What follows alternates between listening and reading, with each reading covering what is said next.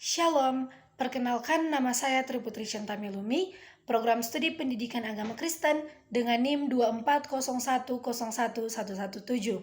Video kali ini bertujuan untuk memenuhi ujian tengah semester dengan mata kuliah Teologi Perjanjian Baru dengan dosen pengampu Ner Dr. Marde Christian Stanley Mawikere. Pada kesempatan kali ini, saya akan membahas tentang pneumatologi dalam Perjanjian Baru. Pneumatologi sendiri adalah cabang teologi yang membahas tentang Roh Kudus, baik pribadinya maupun karyanya dalam kehidupan orang percaya dan gereja.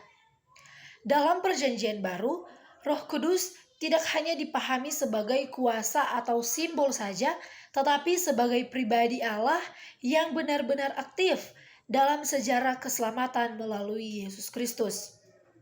Jadi, lewat materi ini, kita akan melihat bagaimana Roh Kudus bekerja dalam kehidupan Yesus, gereja mula-mula, dan juga dalam kehidupan orang percaya sampai sekarang.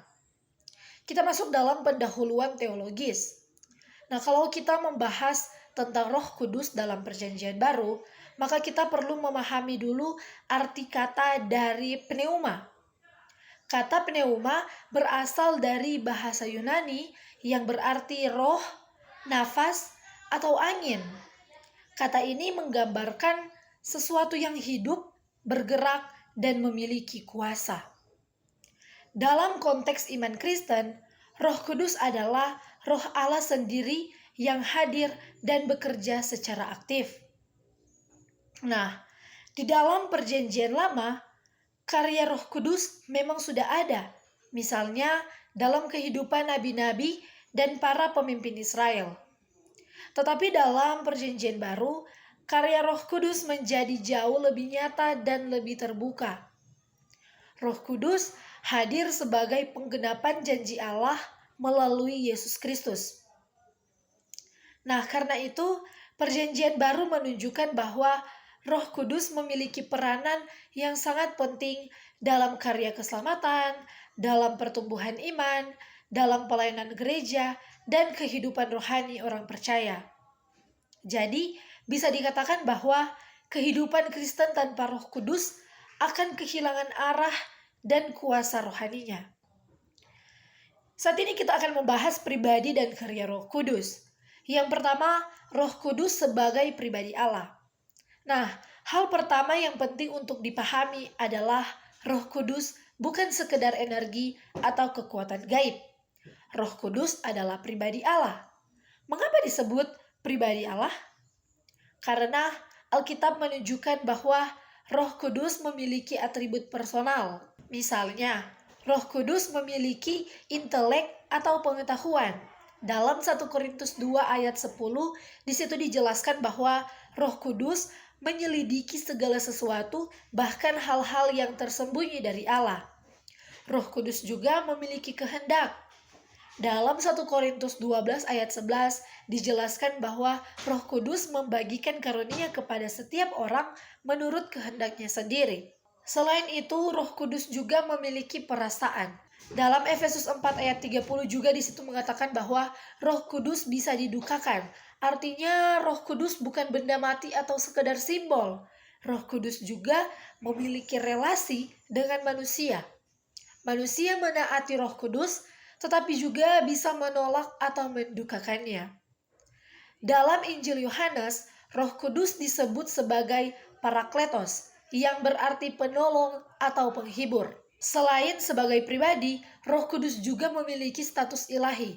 Artinya, Roh Kudus setara dengan Bapa dan Anak. Hal ini terlihat dalam Matius 28 ayat 19 ketika Yesus berkata, "Baptislah mereka dalam nama Bapa, Anak, dan Roh Kudus." Di sini, Roh Kudus ditempatkan sejajar dengan Bapa dan Anak. Roh Kudus juga memiliki sifat-sifat Allah seperti Maha Tahu, Maha Hadir, dan Maha Kuasa. Karena itu, iman Kristen percaya bahwa Roh Kudus adalah Allah yang bekerja di tengah kehidupan manusia. Nah, yang kedua, karya Roh Kudus dalam Kristus. Selanjutnya, kita melihat karya Roh Kudus dalam kehidupan Yesus Kristus. Karya Roh Kudus bersifat kristosentris, artinya semua pekerjaan Roh Kudus selalu mengarah kepada Kristus dan memuliakan Kristus. Misalnya, dalam kelahiran Yesus. Yesus dikandung oleh Roh Kudus, seperti yang tertulis dalam Matius 1 ayat 18. Dalam pelayanan Yesus, terdapat dalam Lukas 4 ayat 18, menjelaskan bahwa Roh Tuhan ada pada Yesus untuk memberitakan kabar baik. Dalam kematian dan kebangkitan Yesus, Roma 8 ayat 11 menjelaskan bahwa Roh Allah membangkitkan Yesus dari kematian. Dari sini kita bisa melihat bahwa Roh Kudus tidak pernah bekerja terpisah dari Kristus. Tujuan Roh Kudus adalah membawa manusia semakin mengenal Kristus dan hidup sesuai dengan kehendaknya. Nah, pada saat ini kita akan membahas tentang Roh Kudus dalam Kisah Para Rasul dan surat-surat. Yang pertama, Roh Kudus dalam Kisah Para Rasul. Kalau kita membaca kitab Kisah Para Rasul, kita akan melihat bahwa Roh Kudus menjadi penggerak utama gereja mula-mula. Salah satu peristiwa paling penting adalah Hari Pentakosta dalam Kisah Para Rasul pasal 2. Nah, pada saat itu Roh Kudus dicurahkan kepada murid. Dan akibatnya mereka yang sebelumnya takut menjadi berani memberitakan Injil. Di sini menunjukkan bahwa Roh Kudus memberi kuasa dan keberanian. Selain itu, Roh Kudus juga memimpin pelayanan penginjilan, memimpin pengambilan keputusan, dan memampukan para rasul melakukan mujizat. Contohnya dalam Kisah Para Rasul 13 ayat 2. Di situ Roh Kudus memanggil Paulus dan Barnabas untuk pergi memberitakan Injil. Jadi, gereja mula-mula tidak berjalan dengan kekuatan manusia saja, tetapi dipimpin langsung oleh Roh Kudus. Roh Kudus juga membentuk kehidupan persekutuan jemaat dan mereka hidup saling membantu, saling menguatkan, dan hidup dalam kesatuan. Nah, maka dari situ menunjukkan bahwa Roh Kudus bukan hanya bekerja secara pribadi, tetapi juga membangun komunitas iman. Yang kedua, kita akan membahas tentang Roh Kudus dalam surat-surat Perjanjian Baru. Nah, dalam surat-surat Paulus, di situ membahas tentang Roh Kudus juga sangat kuat. Paulus menjelaskan bahwa Roh Kudus berperan dalam kehidupan baru orang percaya. Misalnya, Roh Kudus menciptakan hidup baru. Dalam 2 Korintus 5 ayat 17 dijelaskan bahwa siapa yang ada di dalam Kristus adalah ciptaan baru. Roh Kudus diam di dalam orang percaya.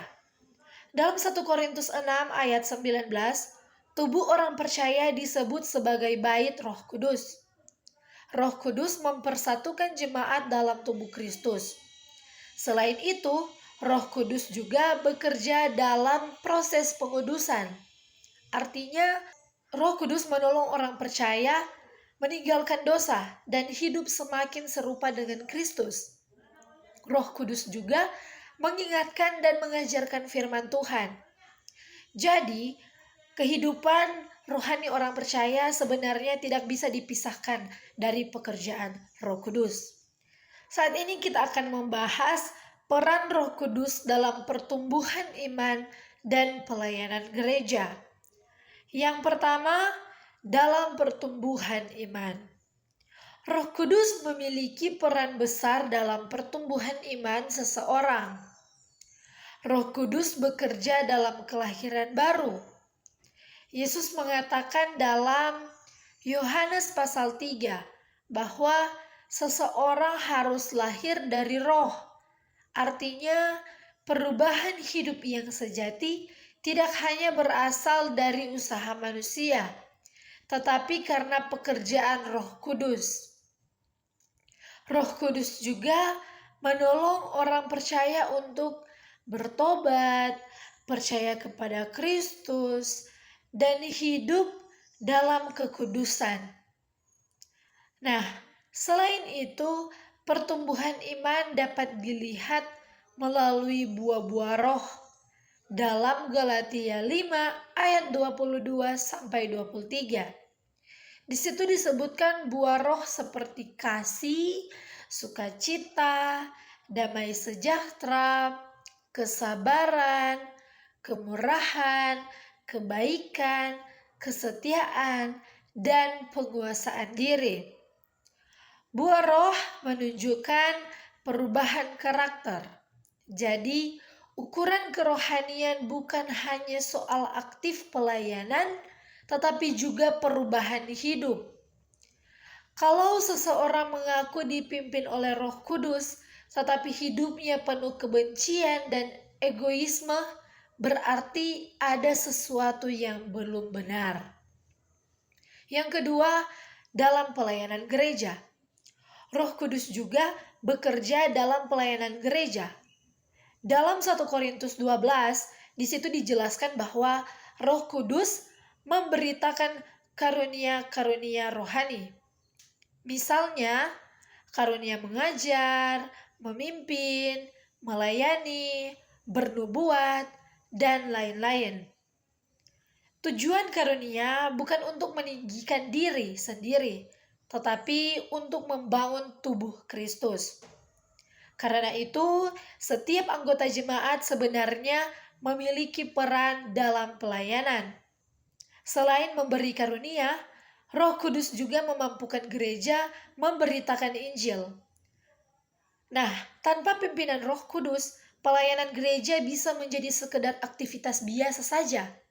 Akan tetapi, ketika Roh Kudus bekerja, maka gereja dapat menjadi alat Tuhan untuk membawa perubahan. Nah, pada saat ini juga kita akan membahas dinamika spiritual dalam kehidupan orang percaya. Yang pertama, relasi dengan Yesus Kristus. Roh Kudus mempersatukan orang percaya dengan Kristus.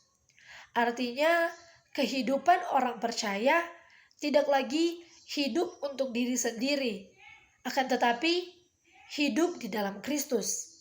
Nah, Roma 6 menjelaskan bahwa orang percaya mati dan bangkit bersama Kristus. Karena itu, hidup orang percaya seharusnya mengalami pembaharuan. Yang kedua, dinamika kehidupan rohani. Kehidupan rohani tidak selalu mudah. Orang percaya tetap mengalami pergumulan melawan dosa, tetapi Roh Kudus menolong orang percaya untuk tetap bertahan dalam iman. Karena itu, kehidupan dalam roh ditandai dengan ketergantungan kepada Allah, hidup dalam pertobatan, dan terus berjuang melawan dosa. Ini menunjukkan bahwa kehidupan Kristen adalah proses pertumbuhan. Tidak ada orang yang langsung sempurna, tetapi Roh Kudus terus membentuk kehidupan orang percaya sedikit demi sedikit. Yang ketiga, dimensi etis dan spiritual. Karya Roh Kudus juga terlihat dalam perubahan moral dan hubungan sosial. Orang yang dipimpin oleh Roh Kudus seharusnya hidup lebih kudus, memiliki kasih kepada sesama, dan menjadi saksi Kristus di tengah dunia. Jadi, pekerjaan Roh Kudus bukan hanya soal pengalaman rohani, tetapi juga perubahan karakter dan tindakan nyata.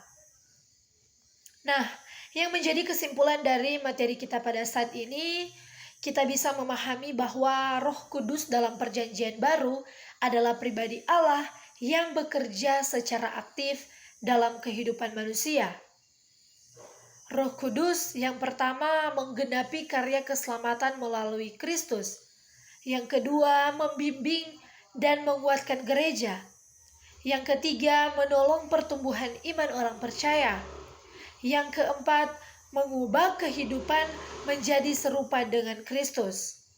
Karena itu, kehidupan Kristen sejati adalah kehidupan yang dipimpin oleh Roh Kudus. Karena tanpa Roh Kudus, iman hanya menjadi teori.